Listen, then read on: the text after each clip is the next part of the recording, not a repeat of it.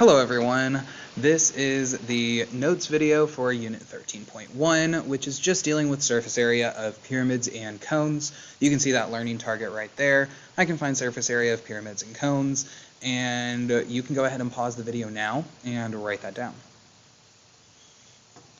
Alright, let's go ahead and look at our first formula, which is surface area for pyramids. And you see that formula PL over 2 plus B, referring to the surface area of a pyramid. You should be used to capital P referring to the perimeter of the base, and capital B referring to the area of the base. The one variable that you may not be used to is that L right there. That cursive L stands for something called slant height, which is a new term referring to the side right here that is a dotted line and labeled as 8. So I'm going to go ahead and highlight that right there and highlight that 8, and then I'm going to go ahead and make that L, which stands for lateral height.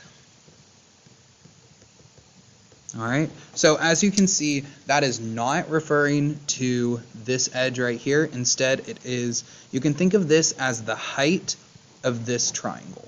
Alright, so the height of this triangle is 8.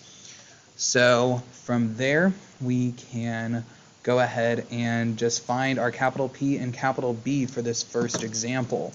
This is a square, so for the perimeter of a square, we can go ahead and just take that side length and multiply it by 4. So that's going to be 7 times 4, which is 28. And then as for that capital B, the area of the base, that is going to be, you can think of side squared or base times height. So that's going to be 7 squared, which is 49. We now have all three of our variables, which we can then just plug into the formula. So surface area is equal to the perimeter, which is 28, times the lateral height, which is 8. Multiply those, divide by 2. Once you do all that, you can then add 49. So putting this into our calculator, we can do 28 times 8 divided by 2. I like to hit enter at that point and then just get that. That's 112. Then plus 49 gets you 161 as your total surface area for this. Alright, so we have that and can then move on to example 1, so our first official example. You can see that we have blanks for all the information. This one already gives you the lateral height as being 6, so we can go ahead and write that in, that L is 6. And then for the perimeter of the base, we only know these two sides, but it's a right triangle. So we can go ahead and use Pythagorean theorem on this. 3 squared plus 4 squared equals c squared. 9 plus 16 is equal to c squared. 25 equals c squared. And you know that c is 5. You also may know this from 3, 4, 5 as a special right triangle. All right. For perimeter, we can just go ahead and add up those sides. So P is going to be 3 plus 4 plus 5, which is 12. Can plug that in. And then capital B is base times height divided by 2. 3 and 4 are going to be your base and height because they are at a right angle to each other. So 3 times 4 divided by 2 is 6. Can plug that in. And then it's just plugging in to that same formula for surface area. That's going to be 12 times 6 divided by 2, and then finally adding 6. And that is going to be 36 plus 6, which is 42. Alright, so our surface area is 42. So nothing too crazy for this one. But let's go ahead and look at example number 2. And you see that we don't know our slant height. We know that this side of the base is 10 and this side of the base is 10, so the base is a square, but we do not know anything about our slant height. Let's go ahead and solve for P and B since we can do that pretty easily. So since this is a square, our perimeter is going to be 10 times 4, which is 40. And then our capital B is going to be side squared or base times height, whichever you're used to. 10 times 10 is 100. You should get 100 either way. Now let's go ahead and draw out this triangle. So I am simply redrawing this triangle right here. And as we can see, this whole length is 10, which means that this is going to be half of it, so this is going to be 5. And then they give us that angle as being 60 degrees. So we can see that right there. And we can then use the trig functions to solve for a slant height. We'll go ahead and label that as x. That's going to be our hypotenuse of this triangle, whereas this 5 is our adjacent, which means that we are going to be using cosine. So let's go ahead and say that cosine of 60 is equal to adjacent over hypotenuse, so 5 over x. And then in this case, we will be dividing, so it's going to be 5 divided by cosine of 60, which we can then plug in to our calculator, and you may notice that 60 degrees is a part of a special right triangle, which simply means that these sides are actually going to be, this x is actually going to be twice that 5. Alright, so that x is going to be 10 in this case, which you can do 5 divided by cosine of 60 to get, and that is your lateral height. Alright, so this dotted line is 10. So as you can see, we have 10s all around, and we can go ahead and plug in these pieces of information to our formula. Perimeter is 40, lateral height is 10, then divide by 2, then add 100. 40 times 10 is 400, 400 over 2 is 200. So it ends up working out pretty nicely. 200 plus 100 is 300. So we have a surface area of 300. Alright, so this would be square units, whatever units they give you, it would be square units. And that is pretty much all we have for that. So sometimes you may have to use trig to find the lateral height, but that is just about it for this page. Now we can go ahead and move on to cones, which are pretty similar, but we are now introducing a circular base. So you will recognize some letters from various parts. You can see that the radius is on there, so let's go ahead and label that radius. We should be used to radii. And then lateral height is still on there. So instead of it being the height of a triangle, as it is with pyramids for lateral height, it's simply just the height from that tip to part of that circular base. So it kind of carries similar meaning. And we can go ahead and label these in words. We can say that this is radius. And, oh, I think that's actually pointing to this. So we can go ahead and label that as our lateral height. So that right there, that L is lateral height. And R stands for radius. Alright, so our formula is pi r squared plus pi r L. So we can then take those two pieces of information and use them to find our surface area of a cone. So right here with example 3, we have this whole dotted line is 9, so we can cut that in half to find our radius. So our radius would be 4.5. And go ahead and move this down, and we can see that R is 4.5.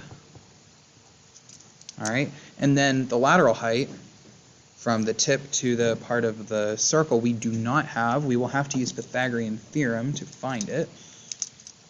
So 10 squared plus 4.5 squared equals c squared. And we can go ahead and plug that left side into the calculator. 10 squared plus 4.5 squared, and you get 120.25. and that is equal to c squared. And then take the square root of both sides. And the square root of 120.25 is 10.96. We'll go ahead and round that to the nearest tenth. We'll go ahead and round that to 11 because that is pretty close to what it is.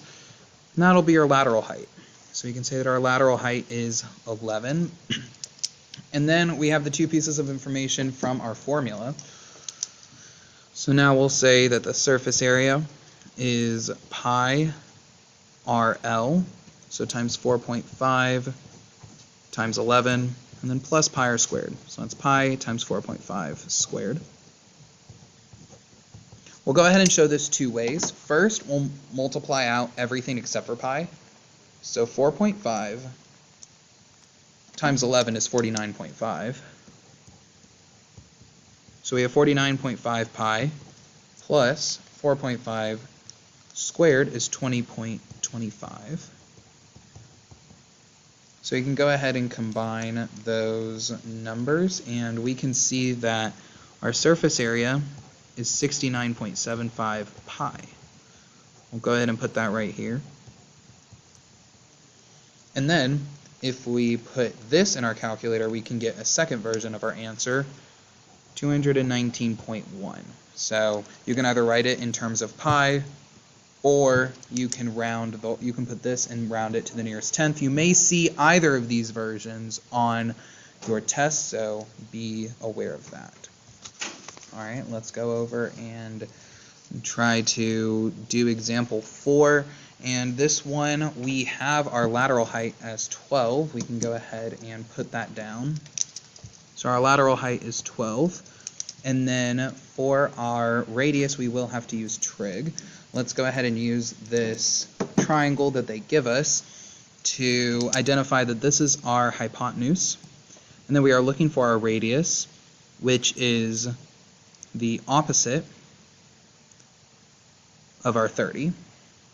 So this means that we are going to be using sine. So let's go ahead and say that sine of 30 is equal to x over 12, and then we will have to multiply 12 times sine of 30 to get x. All right, so 12 times sine of 30 is 6, so that works out pretty well. So x is 6, which is in fact our radius. All right, and then our next step is to just plug into the surface area formula. Pi times the radius times the lateral height plus pi times the radius squared. I will go ahead and do a little bit of marking where this problem is as opposed to this problem. So 6 times 12 is 72. 6 squared is 36. And then we can add those together and get 108.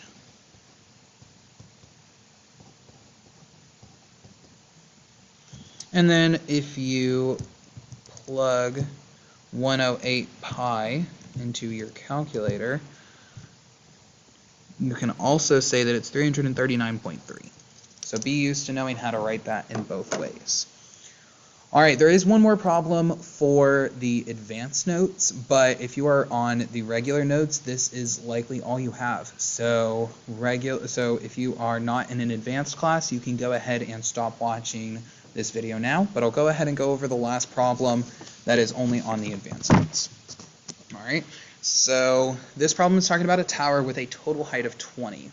You can see that the height of the rectangular, or actually the square prism, is 20, so therefore we are left with a height of 4 for the pyramid part of this composite figure. So we can go ahead and put this right in there. We can say that this height is 4. All right, so that height is 4, and then it says that the square base The base is a square with an area of 16. Well, we know that if the area is 16, then that means that each side length is going to be 4. So we can say that this is 4 and this is 4. And then it asks for the total area of the tower. Well, in order to figure this out, we are going to need not the total area of this pyramid, because this total area includes this base, and we do not want to include that base. So instead, we are going to be excluding this base, so we'll be excluding this capital B, and instead we'll only be doing PL over 2. So let's go ahead and start writing that down. PL over 2, that is going to take care of these 4 triangles at the top. And then we are also going to have that square base, which we already know is 16. So we'll go ahead and add that square base of 16. And then we need to add these 4 rectangles. All right. So those rectangles, we can use the formula base times height, and then we'll just multiply it by 4. All right, plus base times height, and then times 4, because that's the formula for 4 of these rectangles. All right, now we just have to figure out a few different things. The perimeter is the perimeter for this square pyramid. Well, we know that this is 4, so that's 4. So each of these is 4. And if you multiply 4 times 4, you get 16. So we can go ahead and say that capital P is 16. And then for lateral height, we will need to use a little bit of Pythagorean theorem. So let's go ahead and we can redraw this triangle a little bigger. We know that this height is 4 because the total height is 24, and we did 24 minus 20. Then as for this, just like with a previous problem, this base is only going to be half of the total side, so that's going to be 2. And then we can go ahead and use the Pythagorean theorem from here. 4 squared plus 2 squared equals c squared. 16 plus 4 equals c squared. 20 equals c squared. Square root of both sides, and then if you simplify your radical, 20 is equal to 4 times 5. Square root of 4 is 2, so that's going to be 2 times the square root of 5. All right. So we have that, and we can put this right here, and that is our lateral height. That is going to be our L. So using that right there will get us that lateral height for your triangle. All right, so we now have pretty much everything we need. I'll go ahead and establish that for each of these rectangles, we can go ahead and say that our base, we'll say, is 4, and then our height is 20. All right, so now we have everything that we could possibly need to plug in. P is 16. L is 2 square root of 5. Then divide by 2. Add 16. And we'll add 4 times 4 times 20. All right. Then we can cancel these 2's, and we just have 16 square root of 5. And that's going to be 16 plus 4 times 4 is 16, and then 16 times 20 should be 320. And then we could call this 336 plus 16 square root of 5, or we can plug that into our calculator and get a decimal approximation of 371.8. And we can say that this is square meters, since this is surface area and our units are in meters. So these are the 2 acceptable forms for our answer that you may see problems like this with. All right, go ahead and have all that down, and I will see you the next time.